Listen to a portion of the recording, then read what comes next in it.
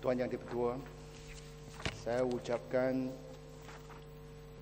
terima kasih di atas keprihatinan Yang Berhormat Sultan berkenaan isu dan permasalahan yang berkaitan dengan kegiatan pemberi pinjam wang tanpa lesen ALONG ini.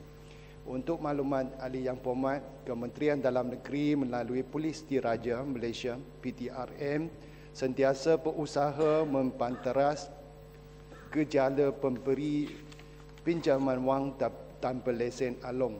PDRM telah mewujudkan pasukan petugas khas Task Force bagi menangani kes-kes ALONG. Penubuhan Task Force ini didapati lebih efektif kerana pihak PDRM khususnya dapat mengendalikan kes-kes ALONG secara spesifik, mempercepatkan siasatan dan menerima banyak aduan daripada orang ramai.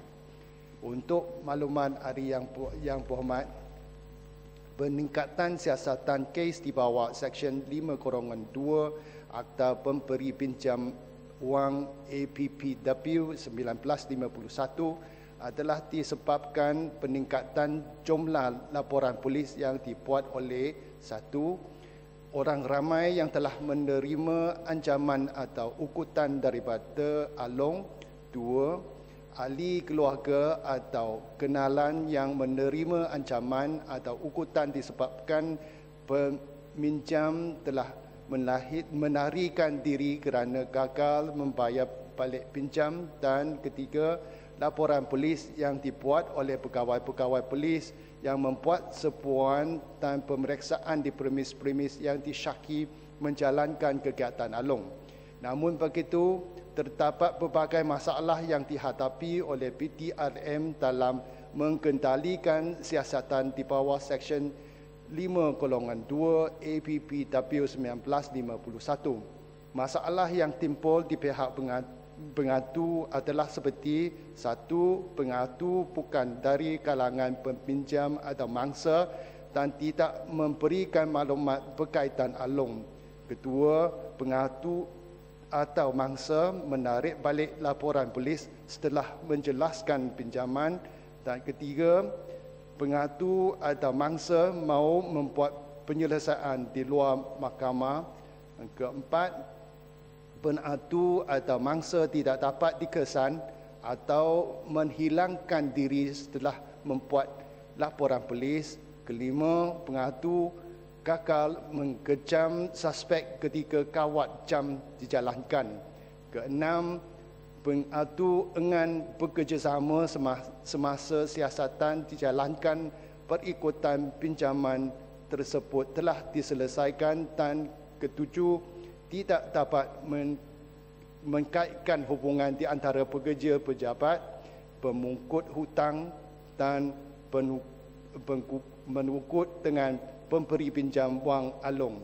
Selain itu, masalah juga timbul dalam menjejaki suspek ALONG seperti 1. Pembayaran balik pinjaman melalui akaun bank yang dibuka atas nama individu lain. 2. Pembayaran balik pinjaman secara tunai. 3. Suspek menggunakan identiti atau kad pengenalan orang lain semasa mendaftar talian telefon. 4. Tidak mempunyai daftar pemilik telefon bimbit bagi tahun 2005 hingga 2007 atau talian telefon telah ditamatkan perkhidmatan. 5. Suspek kebanyakannya menggunakan nama samaran sahaja. Dan 6. Suspek mastermind atau pemilik syarikat ALONG berjaya menarikan diri ke luar negara semasa siasatan dijalankan.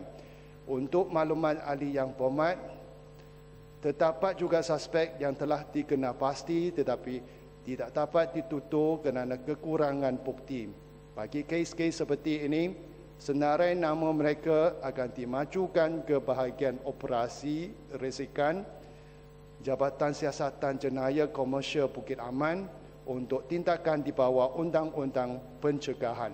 Mengikut Undang-Undang Pencegahan, suspek yang tidak dapat ditutur di mahkamah boleh dikenakan perintah sekatan atau tahanan di bawah Ordinan Darurat OD dan Akta Kediaman Terhad AKT.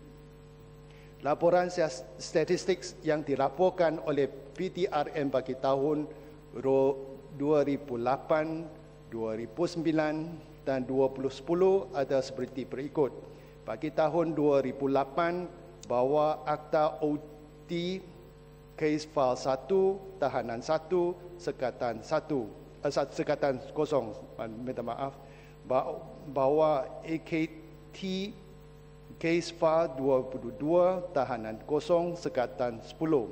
Bagi tahun 2009, bahawa Akta OT Kes File 29, Tahanan 16, Sekatan 2. Bahawa AKT Kes File 26, Tahanan 0, Sekatan 1. Bagi tahun 2010 sehingga Mei, bahawa Akta OT Kes File 35, Tahanan 2, Sekatan 10.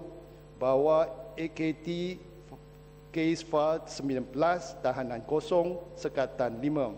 PTRM melakukan pelbagai usaha di dalam membanteras aktiviti berkaitan along seperti Ops Jurung Putih dan Ops Jurung Petana.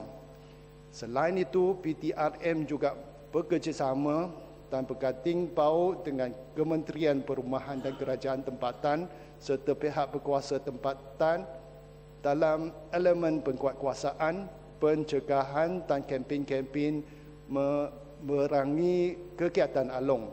Antara aktiviti bersepatu yang dijalankan adalah penganjuran seminar, ceramah dan wawancara dengan media massa. Kerjasama ini bertujuan menimbulkan kesedaran orang ramai supaya tidak meminjam daripada along dan supaya mangsa tampil membuat laporan polis. Berdasarkan fakta yang digariskan di atas, jelas menunjukkan bahawa pihak kerajaan tidak akan berkompromi dan sentiasa tegas terhadap along di negara ini demi memastikan kegiatan-kegiatan haram ini berjaya dikekang dan dihapuskan sehingga ke agam umpi selain memastikan keselamatan dan ketenteraman awam sentiasa terpelihara. Sekian, terima kasih.